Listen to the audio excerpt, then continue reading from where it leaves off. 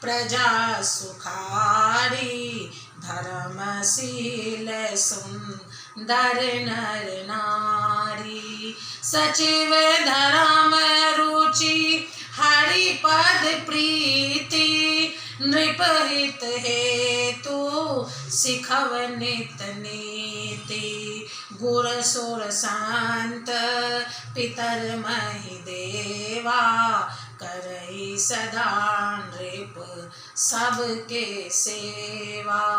भूप धर्म जे वेद बखाने, सकल करई सादर सुख माने।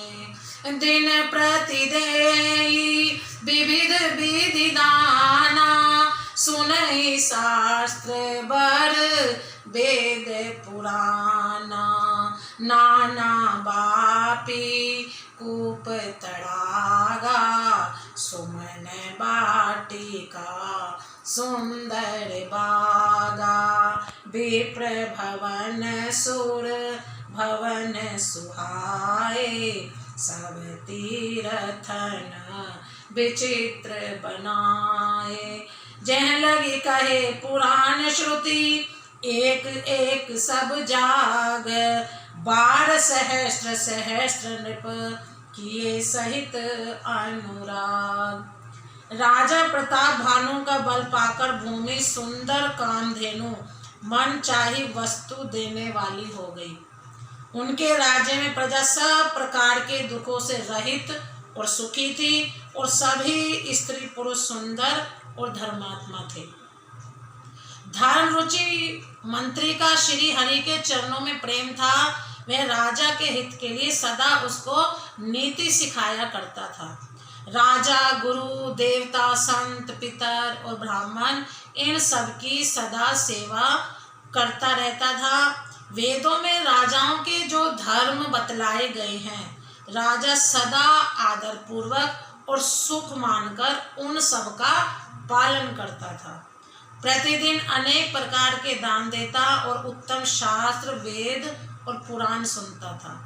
उसने बहुत सी बावलियाँ, कुएं, तालाब, फुलवाड़ियाँ, सुंदर बगीचे, ब्राह्मणों के लिए घर और देवताओं के सुंदर विचित्र मंदिर सब तीर्थों में बनवाए।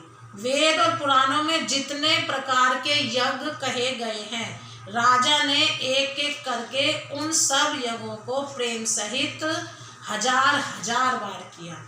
हृदय न कछु फल अनुसंधाना, भूप विवेकी परम सुजाना।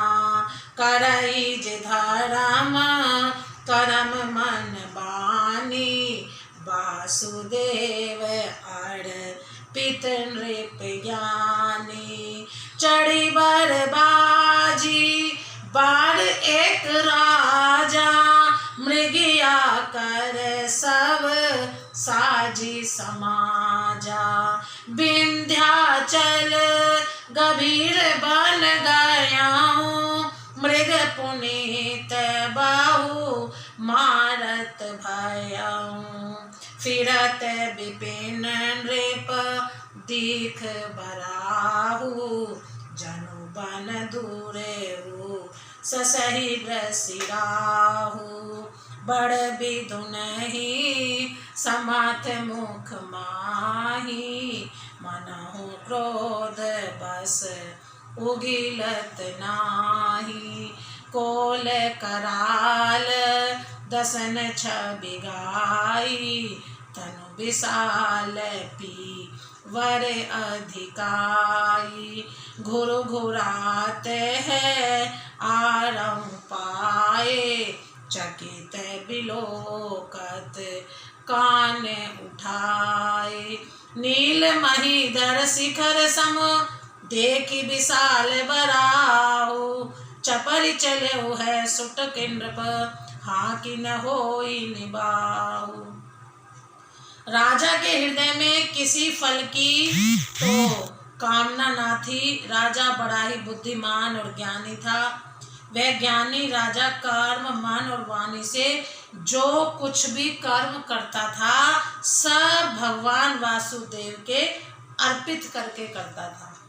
एक बार वह राजा एक अच्छे घोड़े पर सवार होकर शिकार का सब सामान सजाकर विंध्याचल के घने जंगल में गया और वहां उसने बहुत से उत्तम उत्तम हिरण मारे। राजा ने वन में फिरते हुए एक सूअर को देखा। दांतों के कारण वह ऐसा दिख पड़ता था मानो चंद्रमा को ग्रस कर मुंह में पकड़कर राहु वन में आ छिपा हो। चंद्रमा बड़ा होने से उसके मुंह में समाता नहीं है और मानो क्रोधवश वह भी उसे उगलता नहीं है। यह तो सूअर के भयानक दांतों की शोभा कही गई। इधर उसका शरीर भी बहुत विशाल और मोटा था।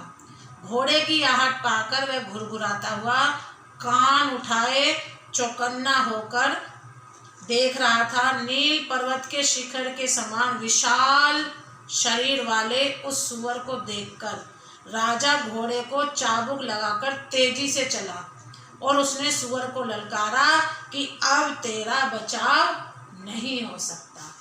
जय श्री राम।